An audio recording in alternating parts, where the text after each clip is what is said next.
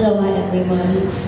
Maalam na pagbati sa ating lahat on behalf of the University of Hawaii Center for Philippine Studies, White Noise Project, the Center for Southeast Asian Studies, and the Philippine Consulate General in Hawaii. Welcome to Absences and Ancestors, an intimate afternoon with Luisa Igloria.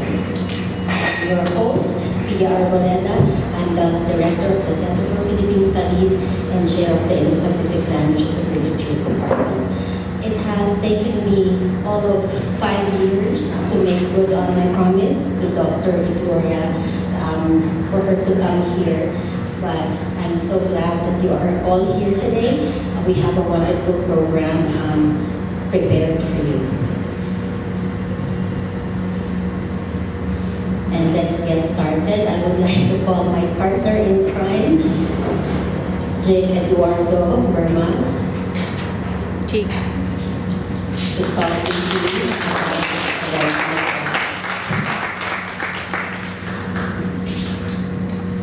Hi. Excuse me. Hi all. Mahalo. Welcome.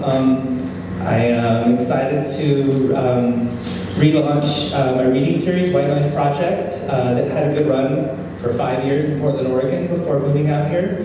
And it's an honor to partner with CPS and Center for Southeast Asian Studies and to be a guest with Kawaii Collective. Yeah, if we could hear it for our generous hosts for welcoming us into this space.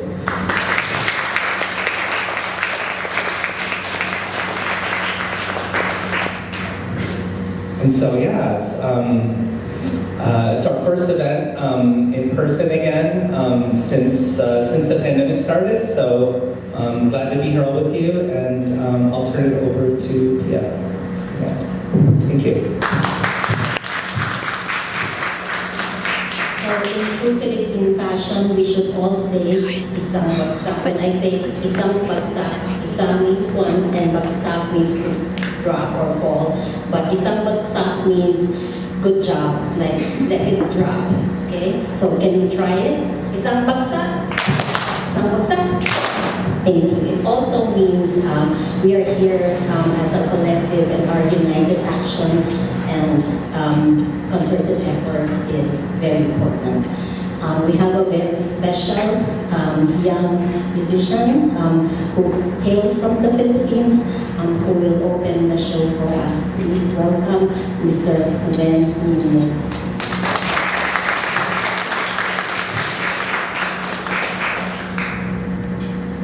Hello, mic test. Maayong hapon sa atuang tanan. That means good afternoon in Bisaya, where I come from. I will be singing a translation of a famous jazz song called But There Will Never Be Another You. So this translation was made famous by a bossa nova artist named City, and ang title ng translation is Ikaw Pa Rin. It's Still You. And I think we're having technical difficulties at the moment, so I'm just going to entertain you guys for a bit. How's everyone doing? I think I'm overdressed for my performance. Can you have it a little bit louder? It sounds like karaoke, by the way. But ako mahanapan ng -1 eh. Here it goes. Ikaw pa rin. Marami na akong nahalikan. Marami pang labing matitigman. Marami nang napusuan na mabilang kung ilan, ngunit ganun pa man, ikaw pa rin. Ikaw pa rin ang siyang nasa isip ko. Di ko man lang alam pangalan mo. Ngunit kayong kalagwaman, ikaw pa rin. Ngayon, bukas, kailan pa man, ikaw pa rin.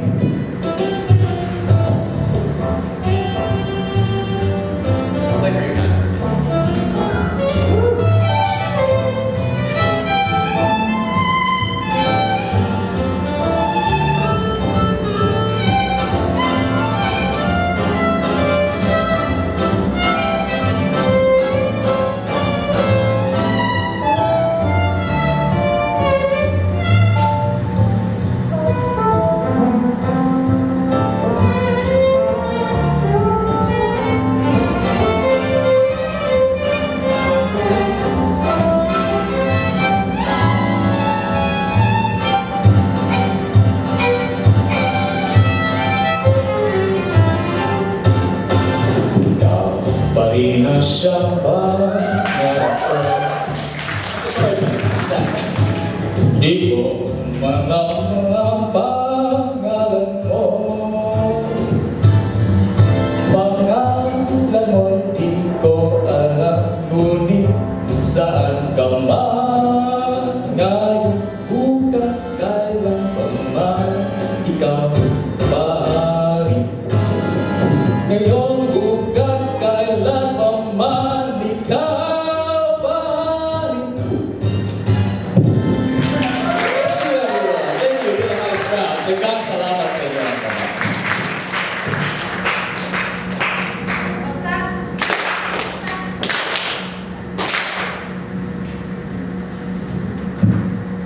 So our next performer and our next guest, I met when she was 9 years old. Okay. I know it dates me, but it's okay.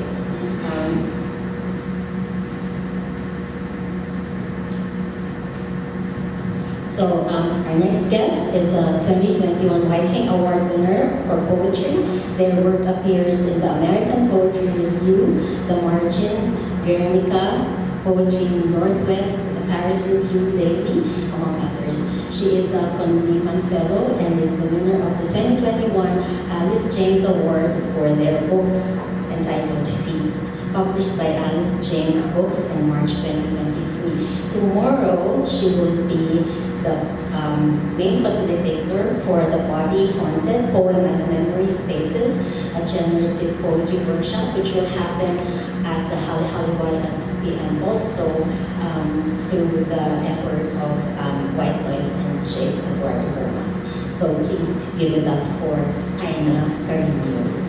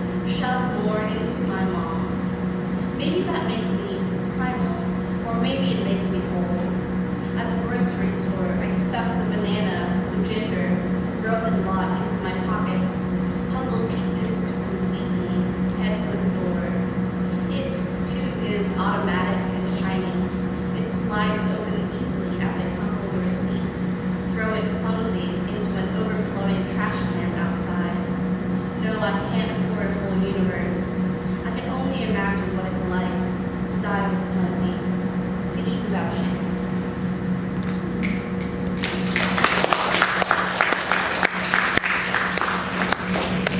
How much time do I have, Dave? I'm not going to go out. Keep going. I'll keep going.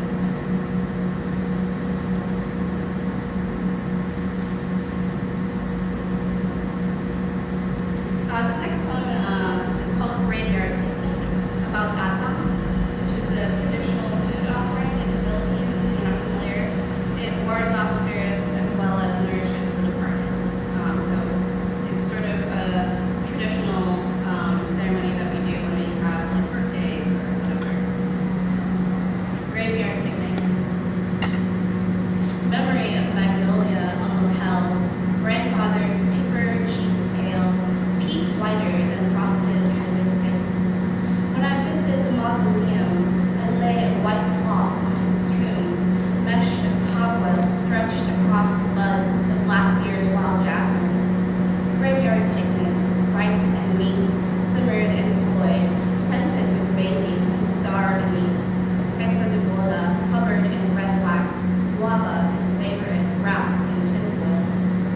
I imagine his spirit feeding, swooshing up, down, back into the ground, shimmer trail following his ghostly comet form. Faint ringing of church bells, cawing of junkyard crows in noonday heat. From a metal thermos, I drink sugared hot milk, burn my tongue on 3 prayers. The first for his soul, that it may rest, the next for my own, that I may sleep, and the last to ward off specters in the night. But my heathen mouth curls a sneer as I intone a Hail Mary, beads in hand, and I remember sullen gods on my mother's mantle. They must watch as we busy ourselves from day to day, disdain our lives, so unlike their own sylvan past. I pocket the rosary, pack away the meal, walk up the dusty cemetery hill, drive to the mountaintop, sit on cliff edge, raise the food to the winds. With my grandfather's soul fed, I offer his leftovers to those who watch us, those who swoop by us invisible. I stare down the bluff, fling the scraps into the air. Delighted, you'll laugh, the gods will sing, the birds will eat what remains.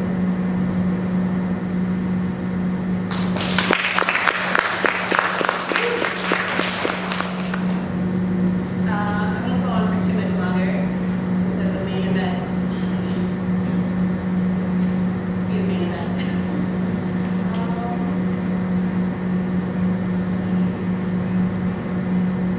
This is from my grandmother. It's called Rice. Rice.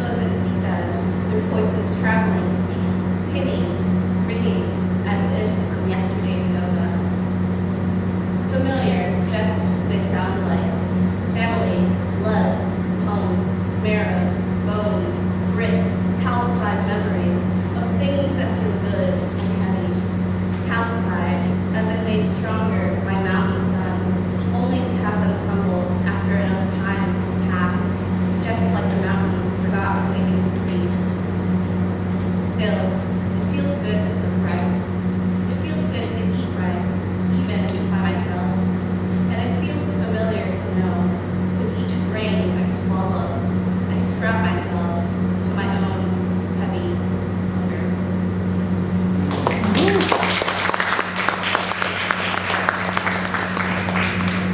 Last poem, thank you for listening. This is called Naming the Silences in the Mouth, and it's a list poem that uses repetition, which is called anaphora.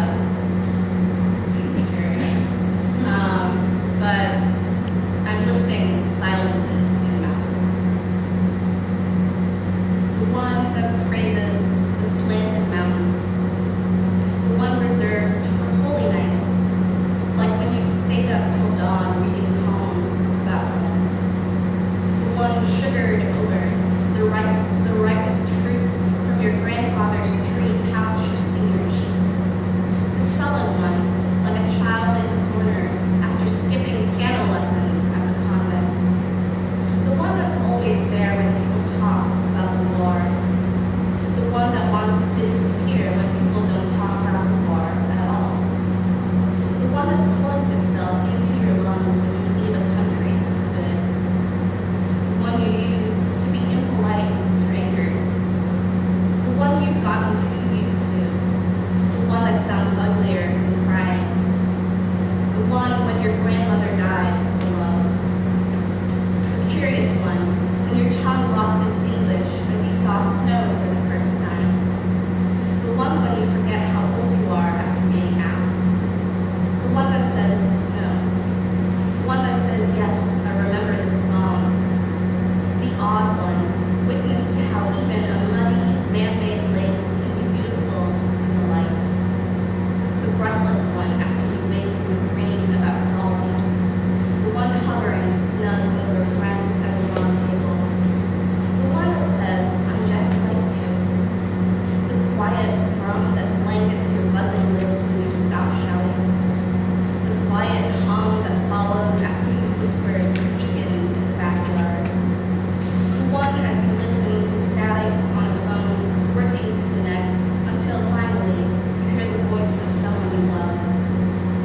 The one that says, look up, I see you, it's me.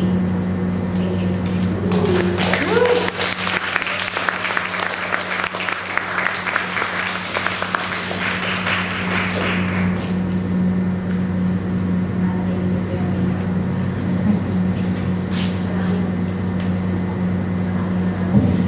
Maraming salamat, Aina.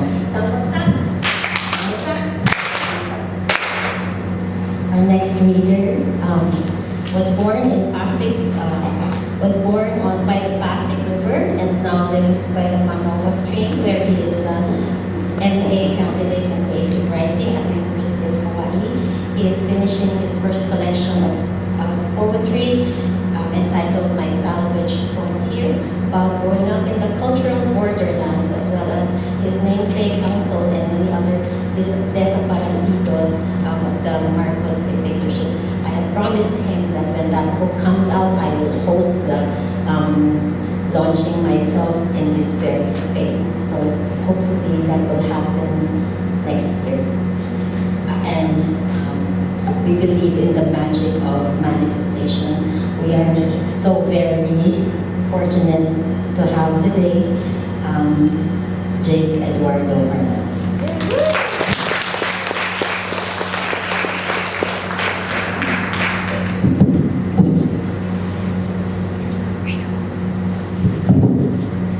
Hi, all. Can you guys hear me? Okay. Yeah, thank you, Pia. Thank you, Aina. Can we hear it again for the previous performers? Amazing work. I love the new stuff, too.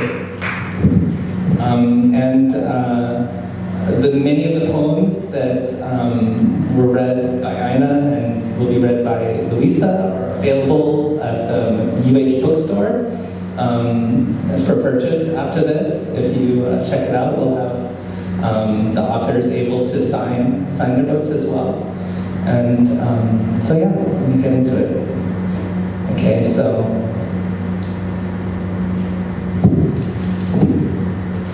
before this poem, I have the chapter heading epigraph that I want to read. Between you and memory, everything is war. Names of the dead, or saints, or history. Eric Gamalinda. How I got that. So apparently, my name comes from the Bible, as people have been keen to point out to me since I was young. Some nomadic desert patriarch migrated somewhere, did some stuff, married 2 sisters, which was a thing that happened a lot more often back then. Had slaves and sheep and other animals. They don't mention chickens, but you never know. He had kids, changed his name, started a nation. Then a few thousand years later, my dad had a cat named Jake in Seattle before moving to Archipelago and getting hitched. So, real talk, they named me after the damn cat to put less pressure on me. I don't know, either way, he promptly ran away, the cat, not my dad, from where he was staying. I'm not sure if it was because he heard about me, but I was much cuter back then, if you can imagine, so word may have spread. I'm sure he's dead now, and I hope he had a good run. Every now and then, I pour out some liquor for that cat. My last name comes from the Dutch side of the family, or as Alex says, swamp Germans. The River Musa is known in some parts as the Moss. I knew Paul would appreciate that one. but I've never been. You wouldn't guess I was Filipino until you got to my middle name, Eduardo, rich guard. An attempt from a family to sell, I mean redacted, I mean keep. Some part of a brother or son tethered here. The tangibility of absence. To put a ruined keep inside of someone until it becomes skin. A few years ago, an ex wrote a poem about me called In the Shadow of a Great Name. She was super Christian, but I should have treated her better, so I didn't have the heart to say, joke's on you, lady. That cat was not all that great. I mean, he did run away. But my uncle, though.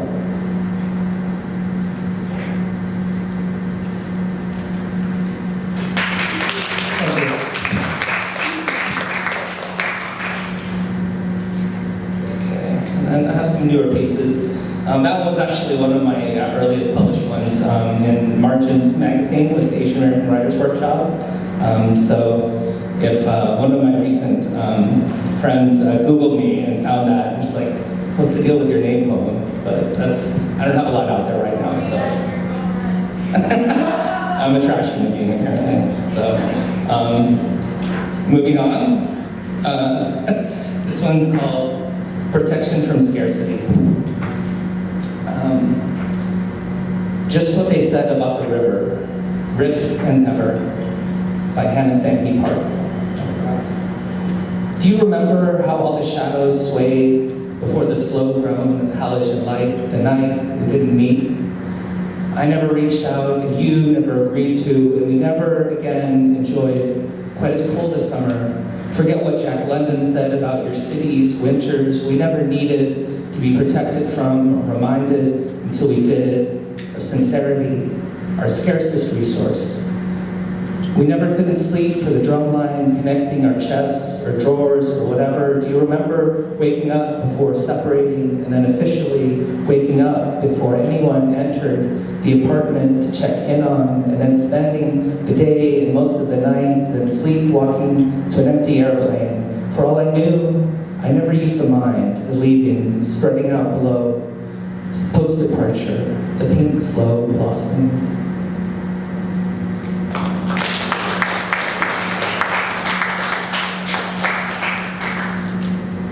Thank you. And this one, I was hoping to get a print copy. It was just published in Poetry Northwest magazine. So if you go to Barnes & Noble, you find it, buy one for me, please. I still don't have one. Okay. Playing in ruins and wonder. As a teenager, you never thought you'd make it. It's 21, but here we are. How can we live like this?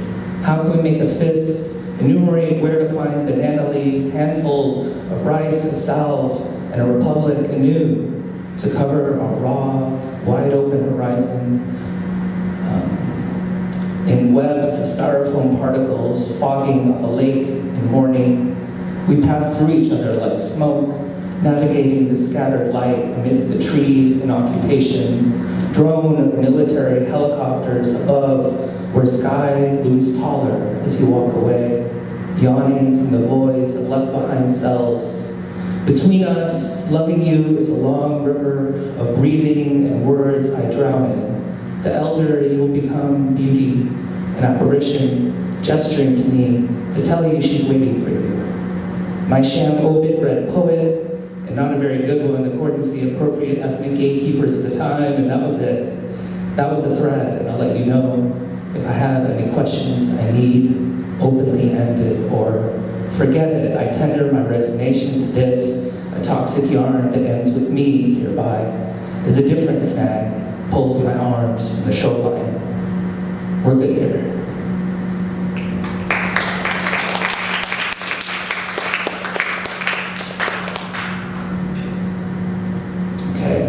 This one I wrote is kind of an offering to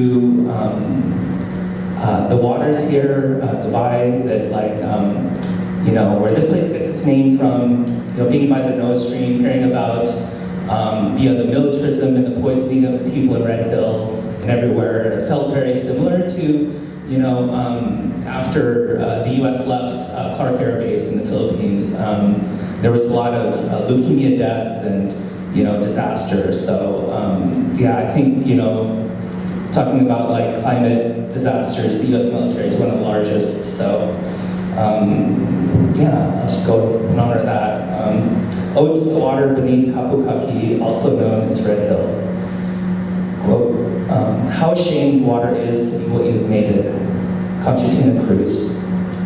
This week I was becoming, it was the eve of a storm, I was forming into fluid, preparing to change state or nation into occupied land over a crime scene, a body of water, not over a woman, but oceanic in that way. Now, I'm new here and no genius, but even I know water is life. What is the harvest of a tank farm? What grows? Nobody deserves this, not even the random ate in Waipahu who told me, why can't you just get over martial law? As if we could have just gotten to find his body or normal grief. Even servants of empire can be my kapwa. What is a colony against that? What if I got a bottle of Pinatubo water shipped here, the same vibe that along with lava rushed down our mountain in gray torrents to turn one US base into a ruin, the other evacuated, tails between its legs? What if I offered that water to this land in places, bit by bit, to say, you're not alone, keep fighting.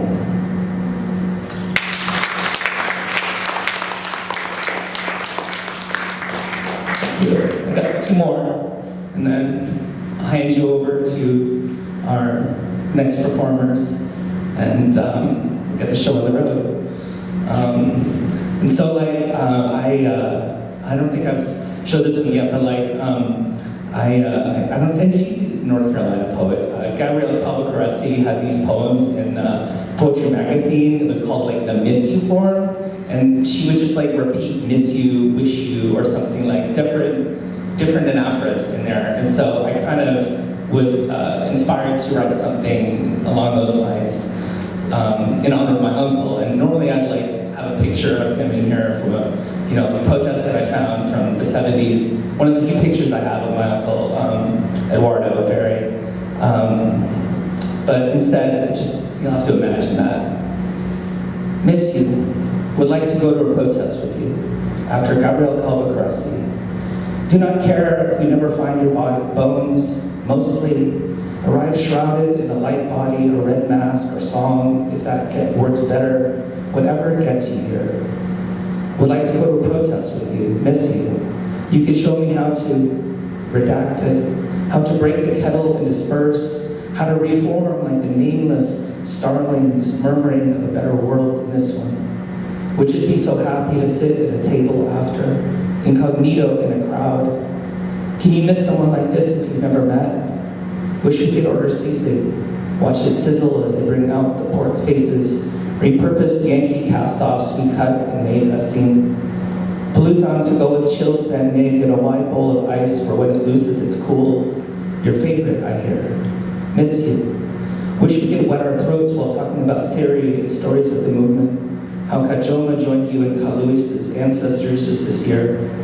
Wish you could meet your grandkids. I try to look out for them the way you did for my mom when she was young. The way your kids, my elder Pinson, did for me.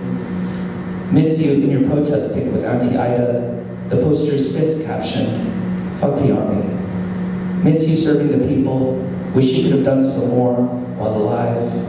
Wish you drank less that night when you told the wrong person your real name. I'll say it in case people forget. Wish you had a better namesake, a braver one. But it looks like we're stuck with each other. No, you don't blame me or the family for selling out, for leaving, for writing to in English even now. No, we did our best after you were gone. Miss you. I'm at the table in the back.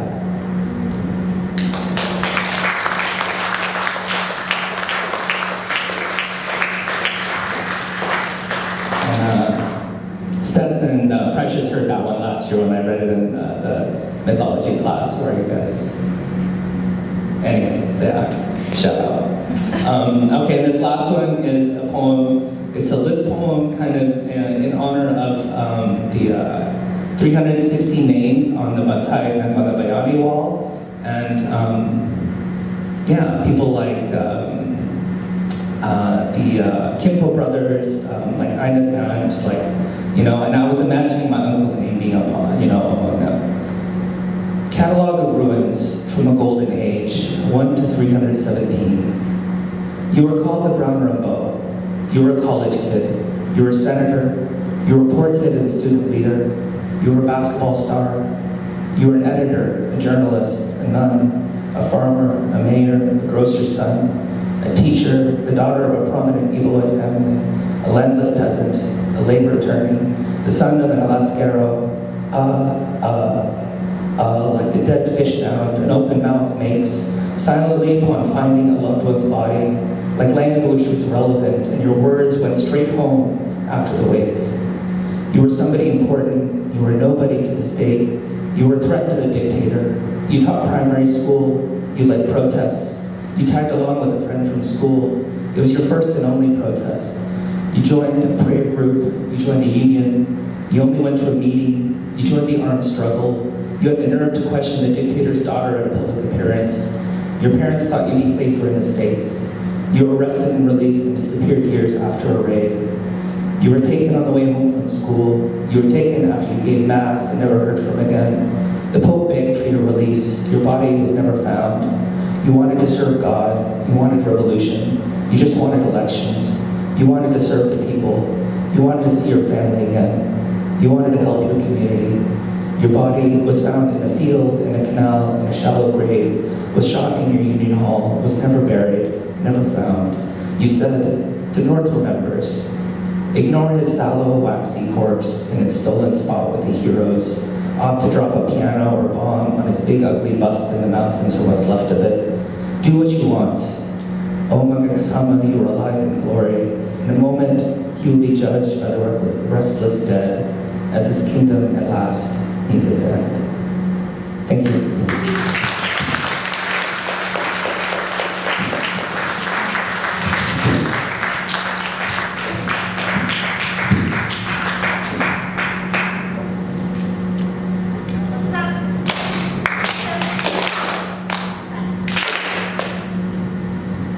So my friend said, Miss you na. I miss you too. No, Miss Universe na. Don't just hate them. Thank you very much for that reading. It is very appropriate because as you know, Amy Marcos will be here today or tomorrow. We shall see what will happen. So, time for the main event. I first met our guest speaker, our distinguished guest, when I was an undergrad student, like you were. And she had no reason to talk to me or even be kind to me, but she was. And you know that this is what being a poet is, to have such a good and generous heart. Originally from Baguio City, our distinguished guest is the winner of the 2023 New Immigrant Series Prize for Poetry. She is the author of Maps for Migrants and Hosts, The Buddha Wonders If She's Having a Midlife Crisis, and 12 other books. She was the inaugural recipient of the 2015 Resurgence Poetry Prize, the world's first major award for echo poetry, selected by a panel headed by former UK poet laureate Andrew Motion. With Eileen Casineto and Jeremy S. Hoffman, she co-edited Dear Human at the Edge of Time, poems on climate change in the United States, available at the UH Press table. In April 2021, the Writers Union of the Philippines conferred on her the Gawad Pambansang Alagad in Balagtas Lifetime Achievement Award in the English Poetry category. She is Professor of English and Creative Writing in the MFA program at Old Dominion University. She also leads workshops for and is a member of the board of the Muse Writers Center in Norfolk. During her appointed term as 20th Poet Laureate of the Commonwealth of Virginia, America, the Academy of American Poets awarded her one of 23 Poet Laureate fellowships in 2021 to support a program of public poetry projects. Today, I'm going to ask her to answer the questions from the Inside the Actor Studio, and then she will give us a 30-minute reading.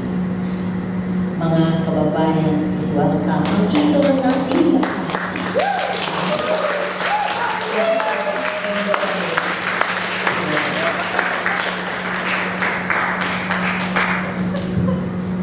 So please take the mic and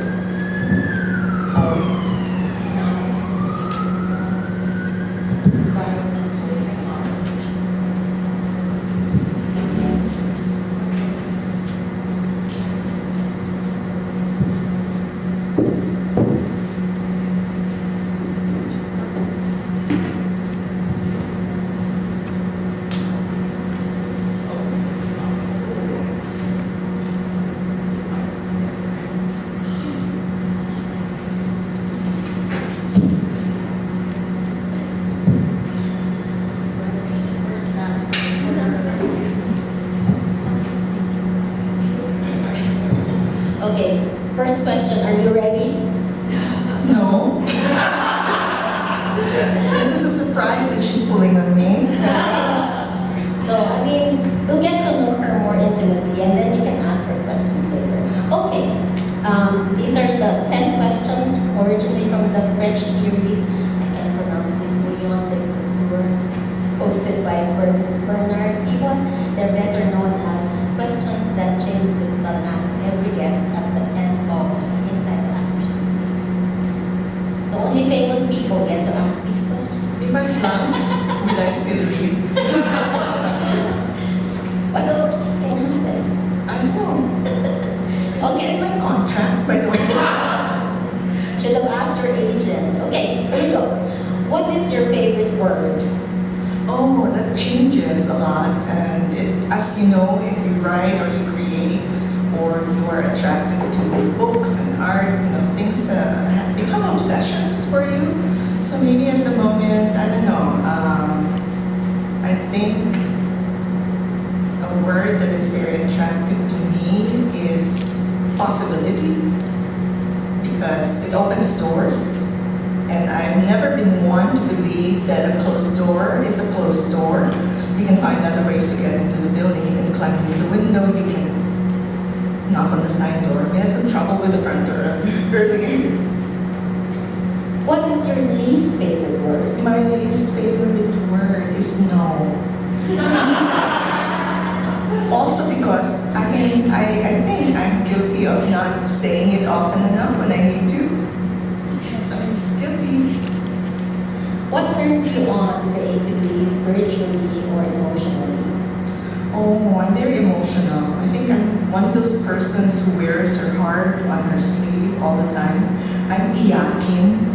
So, Okay. like you? Yeah, so, what is the question? What turns on the creativity? What turns you on? Turns me on. Beauty, I guess. Just people who are real. Compassion turns me on. Empathy, making connections. If you get a blank wall, that's sort of like a difference. It's not very inviting, so of course that turns you off, right? Okay, just answer that. What turns you off? What turns me on? Ikaw talaga. Ano? Wait, what is the subtext?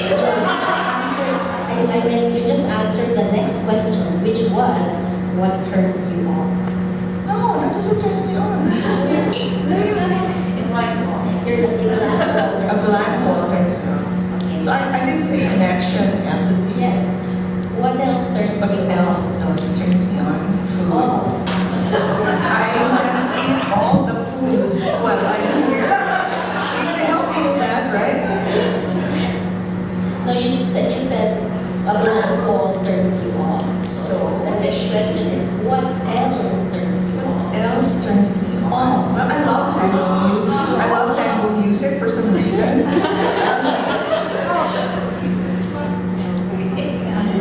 Ang kulit. Next. Next, what is your favorite curse word? Ay, okay na. I'm Ilocano. Yes. But I have to bite my lip because it's so rude and it's also not appropriate.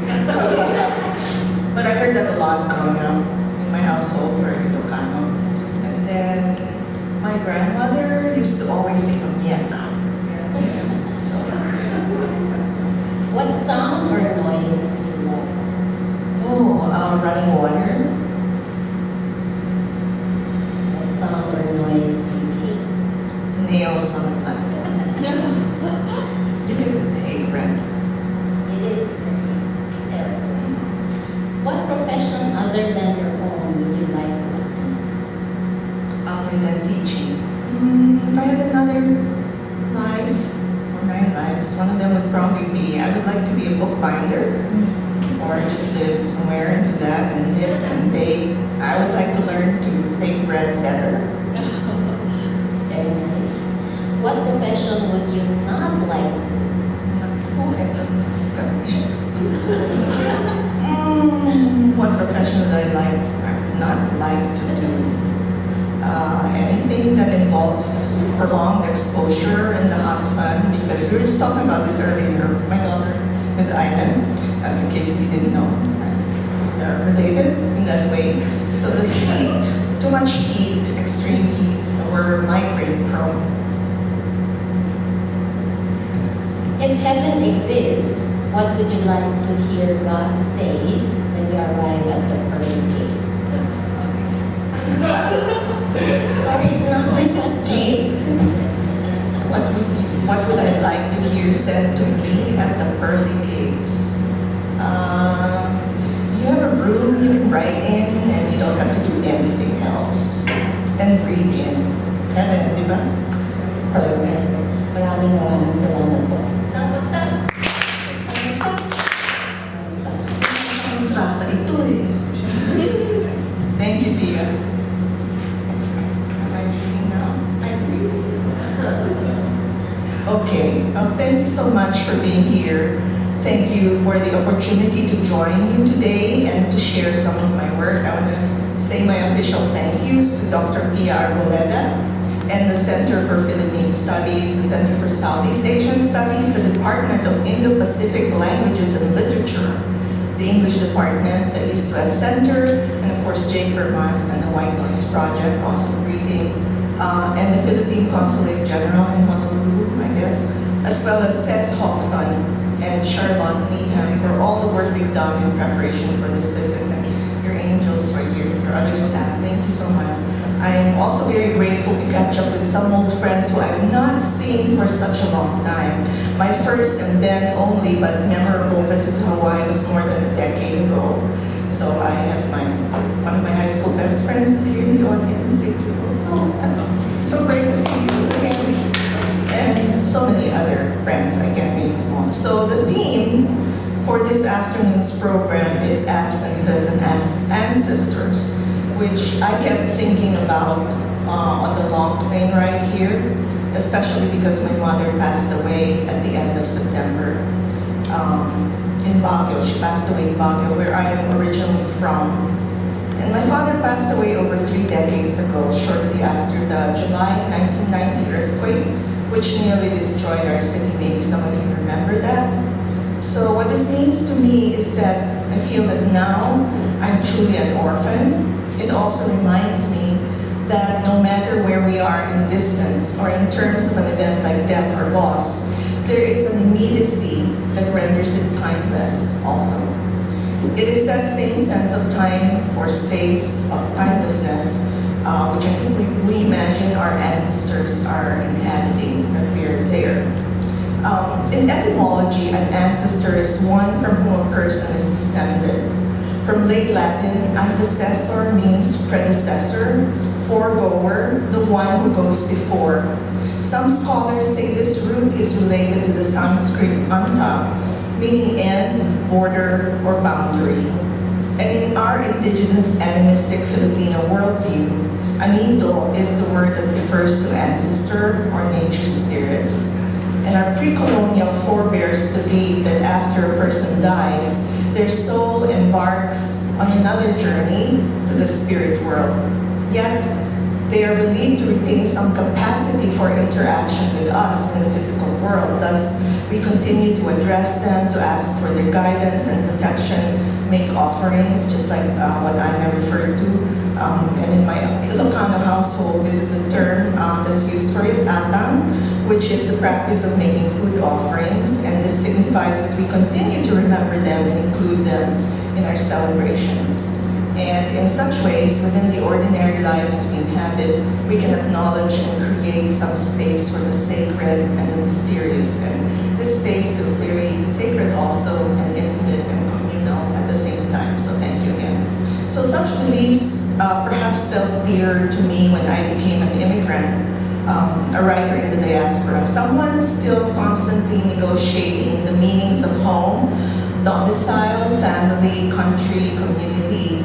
And moreover, as an educator of color in the North American Institute of Higher Learning, I am constantly reminded of the many gaps and spaces in the understanding of what constitutes a literary canon and legacy. So who my literary forebears are, and what ideas and traditions make the most sense for my poetics and my own indigenous understanding of the world. So I'm just giving you a little background to some of what I'll be reading today. And also say that I've really always been writing about place because I'm from Baguio, and Baguio's indigenous identity and its appropriation as an American colonial hill station in the early 1900s is something I've written about and continue to write about the extractive and tourist economies that have developed and the struggle to address the anxieties that we all share about a global future as we continue to experience the effects of climate change. So I hope my work speaks to the many ways that our individual and collective experiences are linked to larger histories that surround us and also precede us and connect us. So I feel like every deep yearning for place and for the past is also a longing for the selves we used to be before we travel to where we are now. But I think it's also a longing for the selves we are still continuing to become. So now I will read. And I will read from a couple of books, from Ode to the Heart, Smaller Than a Pencil Eraser, which is a little older, 2014 book, and from Maps for Migrants and Ghosts. And I will also read some new work. So sometimes I read this as a kind of invocation or prayer of grounding. And it is the first poem in Ode to the Heart, Smaller Than a Pencil erase. It's called Wanderer. Oh, long awaited, are you nearly here? Is that your shadow I see from the window, beginning to cross the field? Everywhere I look, there are emblems from years of laboring. Nettles that stung my hands, fronds of palm braided close to patch the holes in the roof. Here are shirts with sleeves of linen to throw on the shapes of the banished as they fly under cover of night, so they too might break free of their long enchantment. Here are grains spilled on muddy ground, where they still shine like pearls in moonlight, each one now accounted for. I read tonight that certain moths drink the tears of sleeping birds, turning sorrow into sustenance. Oh, long awaited, I have never left, I am still here.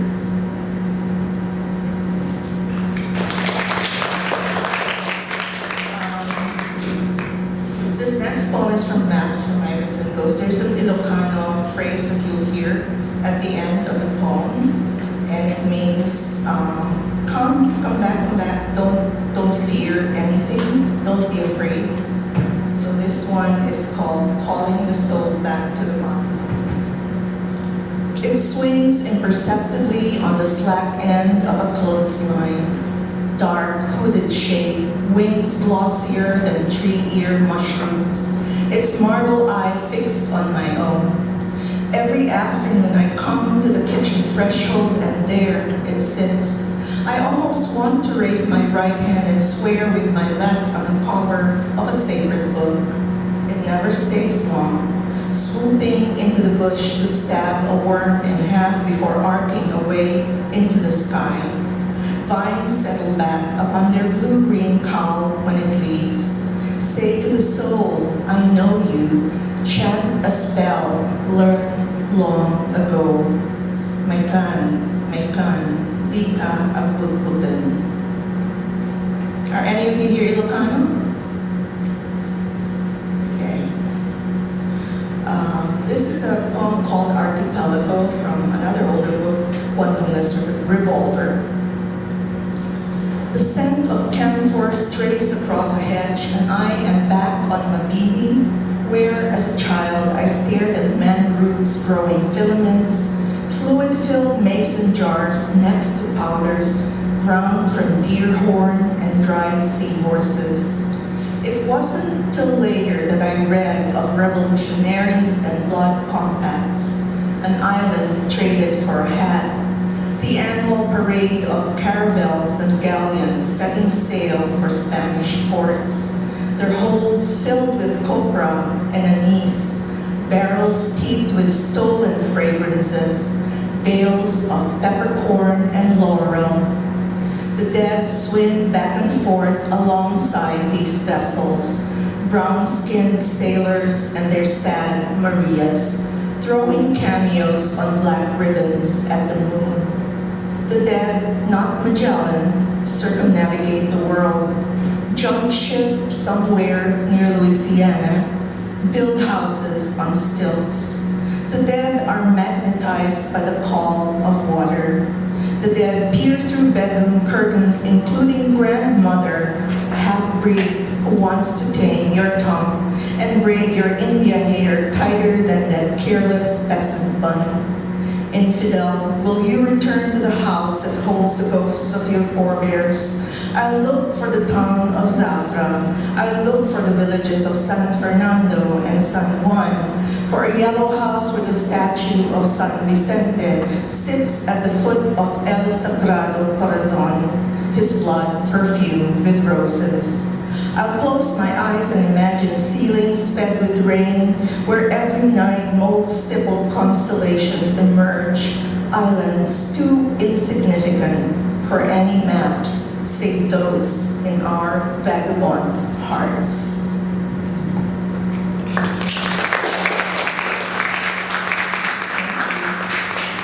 Are you doing okay? Yeah? If any of you want to stand and stretch, it's fine.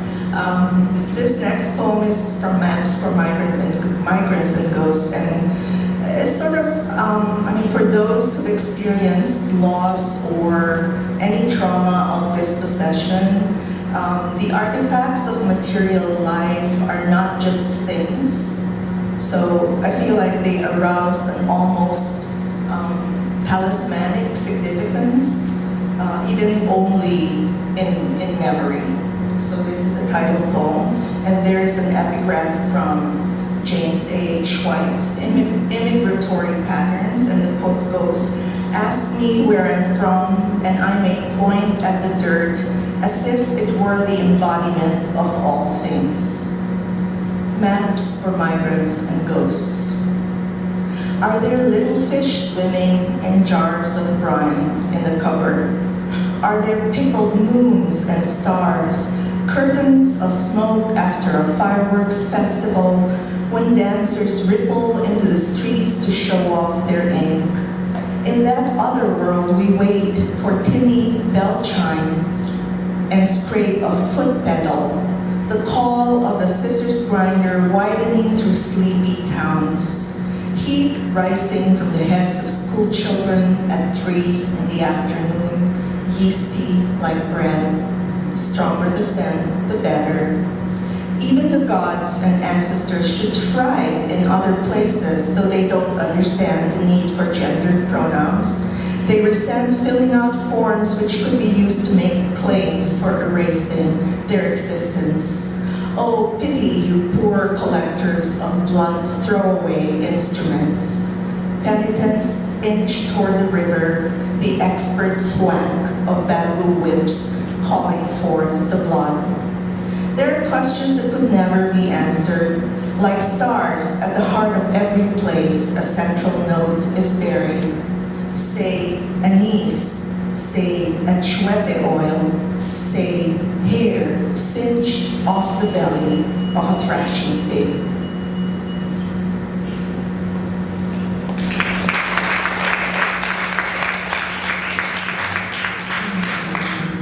Okay.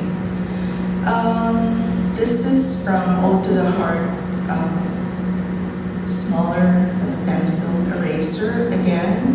And I'm just going to preface it a little bit by saying, for the last 25 years now, I've taught in the English department at Old Dominion University in Norfolk, Virginia, but I actually began teaching in the Philippines. And this fall marks my 43rd year, if you can believe, of teaching. Yeah. And back then, I never imagined this life. I never imagined the life dedicated to writing and teaching poetry and literature. I like to say that I could have been other things, but my English teachers captured me for life in college. They kidnapped me for life.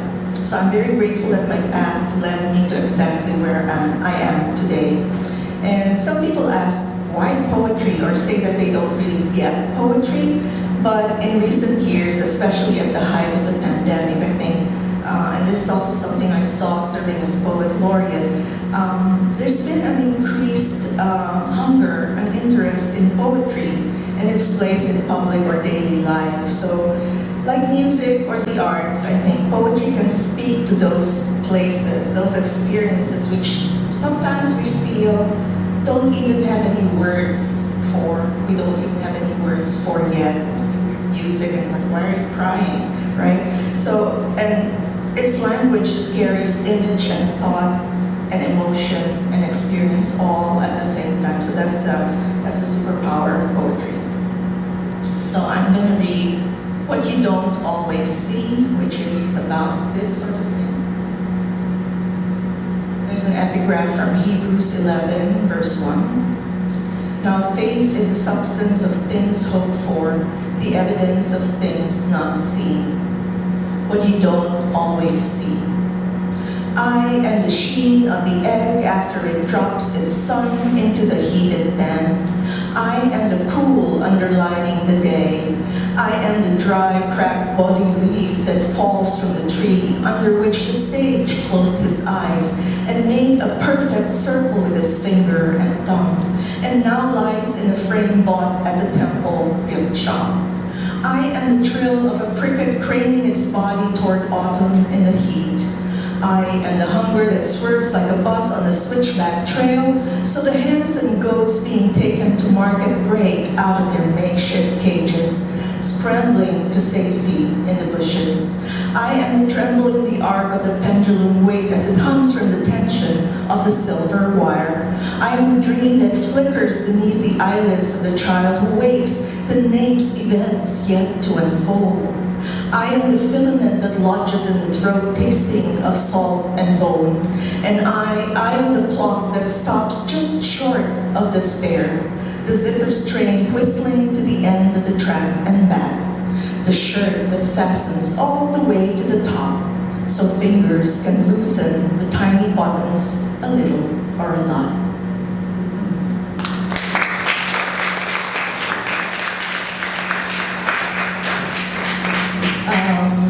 As I said, my mother passed away just recently.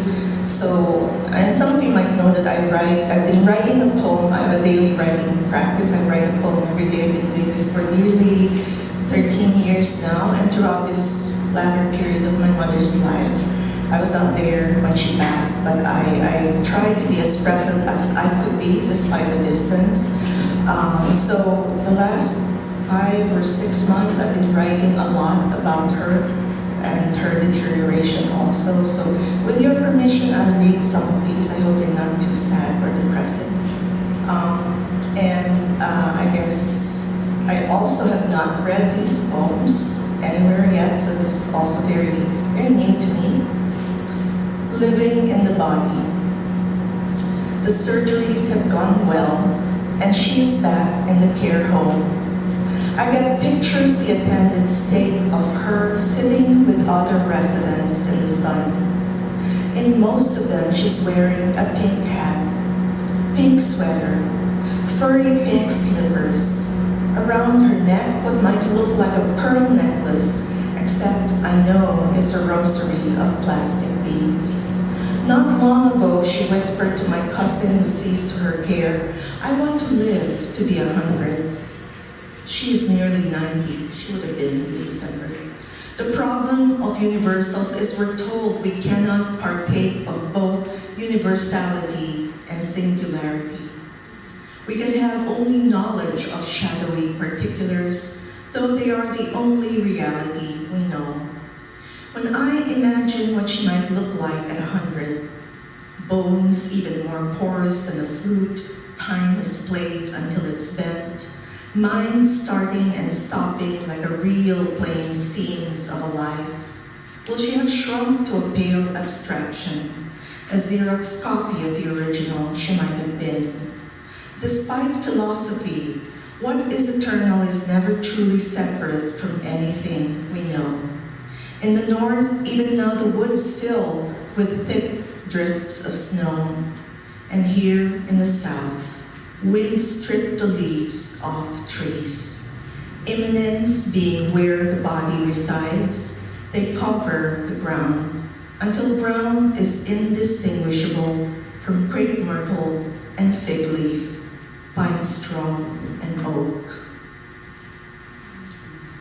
In dreams you walk through wet market aisles with me again, the floor slick with fish guts and scales.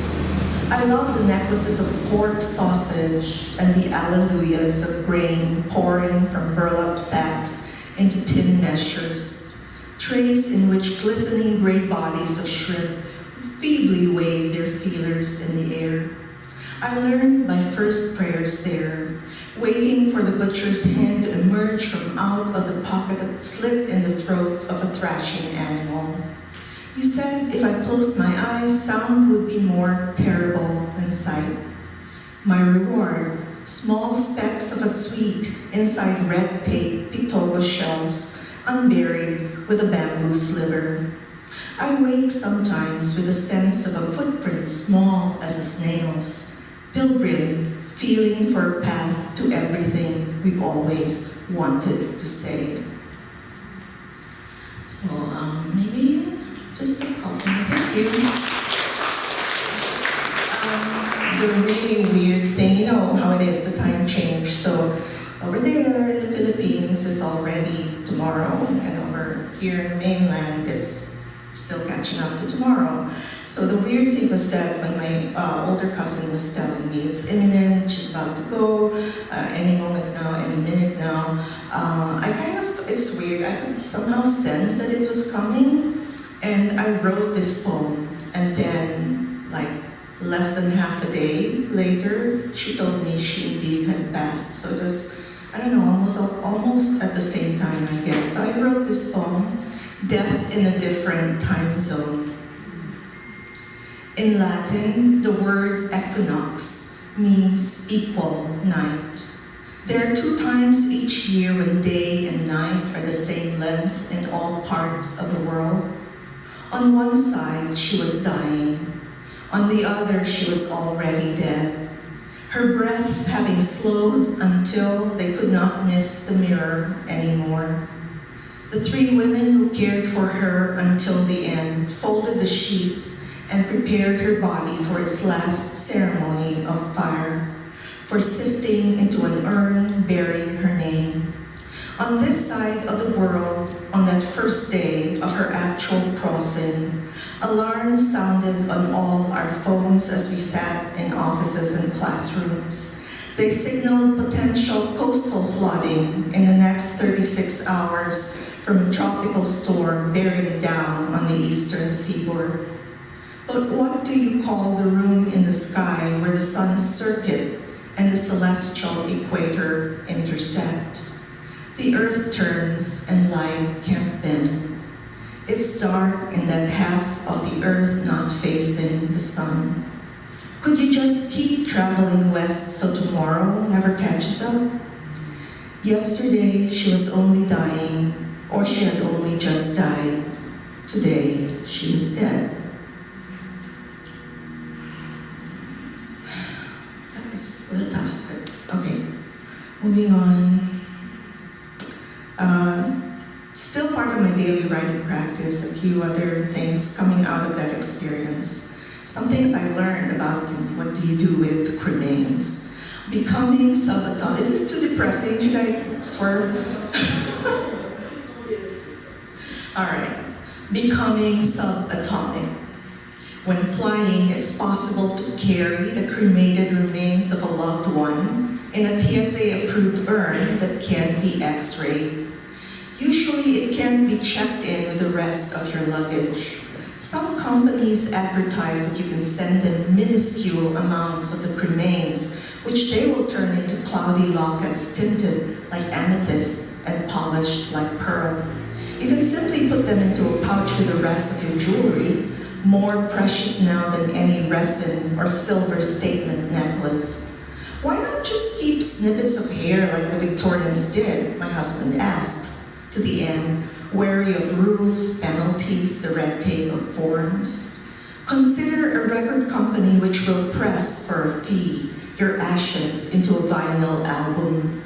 Moving over those places in the groove, sometimes the needle will jump and make static, crackling sounds. Your voice from the beyond, or simply the sound of matter, your own, poured into a sheet of PVC, which could take 1,000 years, maybe more, to decompose. So the great thing about writing poetry is that when you start looking for things to back up what you're saying, it's fascinating. It's like going down a rabbit hole, and I get so distracted, but I find out so many things that I didn't know before. So I'll wind down with a few more. I think some of them are from my forthcoming book in 2024. It's called Call Bearer. And then if you would like, we could talk a little bit, have a QA, maybe with all the other poets and with Miss Arboleta. You can ask her questions. Phenomenology of return. Don't we all wish to return to discover how infinity reaches across the world in a shimmer of overlapping circles unfazed by obstacle? It simply goes around each tree in the wood, spreads a filmy veil over every house, falling down shed, office building, and church, The sign above the 24-hour drugstore and pool hall, the alley where stray cats congregate, giving rise to rumors about the most delicious steamed meat buns in the noodle shop next door. In the story about a fish that grants a boon, the fisherman's wife knows that the sweetest meanings are always closest to the bone. She tells him to go back and ask a deeper question, which sadly he interprets as merely a demand for more. Here she is, setting out to do the hard work for herself then, peeling back the body's outer cover, waterproofing the heart, re-rigging the wings. So much ceremony in order to arrive at the spot where the water gushes without measure, gives before one even thinks to ask.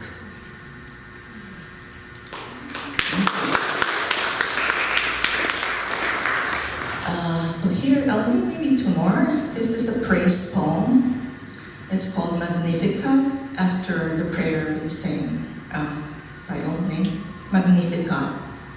Let us praise, they said, and so we should. Let us praise the wood that was saved from the house and the stones we used for the new kitchen floor. Let us praise the walls which leaped with the fury of hurricanes yet kept us dry, where we huddled in the middle of the room. Let us praise the wildness of the garden which gave us mint to fragrance our hands and branches from which to hang wet clothes. Let us praise the nights that were strung with curfews and the hiding places we found in them for fugitives and friends. Let us praise the ones who left, even of their own volition, and the hearts that must have suffered from the myriad difficulties of choice. Let us praise how we witnessed a rash of flowers open one by one along the broken fence, even as the sea or heaving earth took those we loved. And let us praise the clapper and the hollow gong, both pain and joy have made of our insides, how forever we will swing this way in the wind.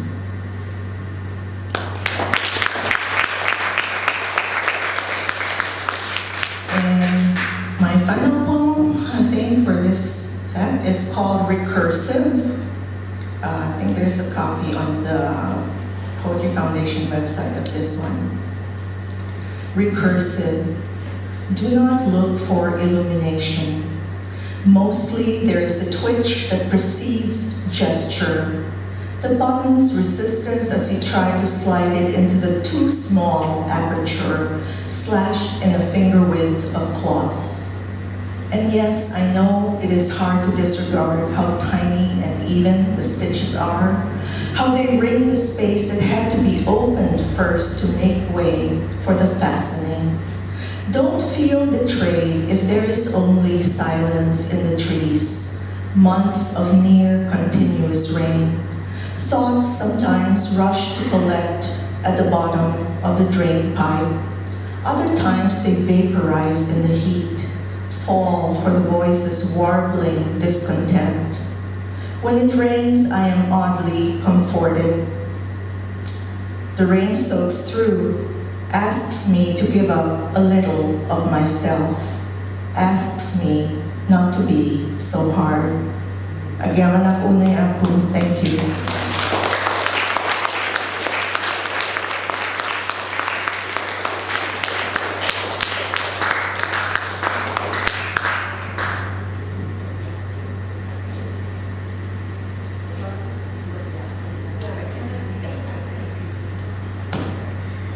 Maraming salamat po, Dr. Luisa Igloria. Isang bagsak